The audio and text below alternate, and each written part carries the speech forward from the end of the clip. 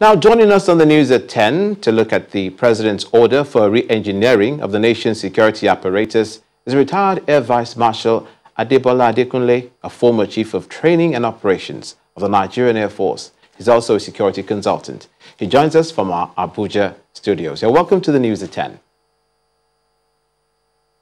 Thanks for having me. Do you have a feeling that the President may finally be disposed to changing the service chiefs?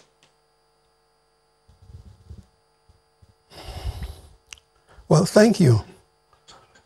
Pardon me if I choose not to agree with those who want to stampede the President into taking a decision which is exclusively his to take. The President remains the Commander-in-Chief. The decision as to who leads the armed forces is exclusively his. And with the benefit of hindsight, I know that the President gets information, briefings on a regular basis, which all of us who are not directly involved with running the armed forces now, regardless of whatever other offices we occupy in the nation, we are not privy to. So if the President has been hearing all this hue and cry about changing the service chiefs, and he has refused to change them, he must know something that we don't know. We elected him as President, and we must trust him. I agree that all of us are eager to see the war against insurgency and, of course, the recent banditry and all that stuff you have in different parts of the country brought to an end. But then the impression is being created that changing the service chiefs will just solve all that overnight. Then what then if do the you President feels that changing the service chief will make a difference, I'm sure he will effect a change. But he is not convinced, as we speak, that changing there will make the difference. That's why he hasn't effected the change.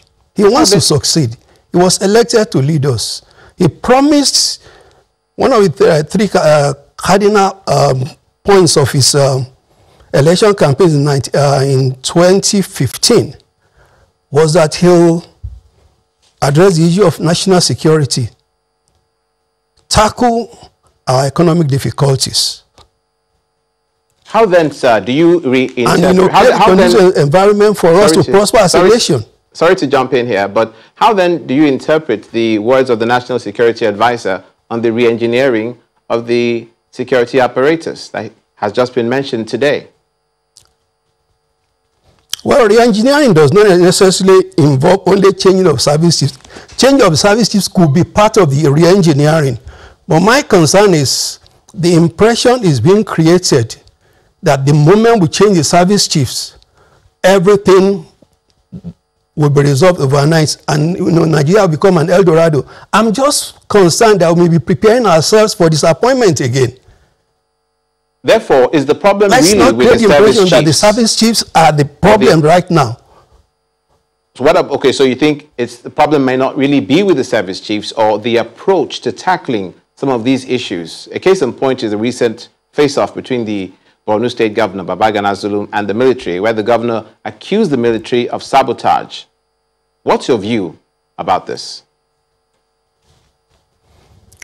Well, that's a very sensitive issue. And again, the governor probably has information that I am not privy to right now. So he's in the position to make that kind of allegation. But I believe the service chiefs are responsible and responsive enough that they are bound to do a critical self-examination and ask themselves, why will we put ourselves in a situation where the governor of a state who is feeling the brunt of what is going on in Northeast will make a huge allegation like that? He made that. I believe they will respond appropriately. Yes, and he made that on the premise of him saying that Baga had been secured by the military, which is the impression they gave him, and that's why he undertook that journey. Well, Baga is a very critical city on the edge of the Lake Chad. crippling of economic activities there, in my humble opinion, and its environment, is one of the things that had led to what we are now referring to as insurgency in the Northeast. The population in that area is huge. They rely mainly on fishing and other agricultural activities. Now, when such people, as a result of the drying up of the Lake Chad, when people are no longer able to partake in their natural activities that bring them means of livelihood, they resort to doing other things. Okay, so most of us don't know that the Lake Chad, as we speak, is less than 20% of what it used to be when I was a young student pilot a few years back. Okay, so let's talk about solutions now. Let's talk about the solutions now, sir. Now that is the case, if indeed the president does change the service chiefs, what will be your advice on how to achieve the quick gains in tackling the security situation? For me as a person, maybe changing the service chiefs may be desirable, fine. But it's just going to be only one of a series of steps that needs to be taken. Chief among which is to get the people to buy into this issue of fighting the insurgency. The people who are doing this thing, they are not ghosts. They are children of people, they are cousins, they are relations of people. In 2019, there were 3 or 4 bombings that followed the same patterns. 2 girls who had disappeared from the environment were suddenly seen, and then, lo and behold, bam, there was an explosion. Those 3 incidents followed the same pattern. There must have been somebody who recognized them. How come nobody reported that to the appropriate agencies? So it means somebody somewhere is not convinced that this is my fight to fight. You must get the hearts and minds of the people to be on the side of the government and see that this is a national we just have to leave existential issue. We'll have to leave it there, sir. Thank you so much for your opinions on this issue. We've been speaking with Air Vice Marshal Adebola Adekunle. You're welcome. A former Chief of Training and Operations in the Nigerian Air Force.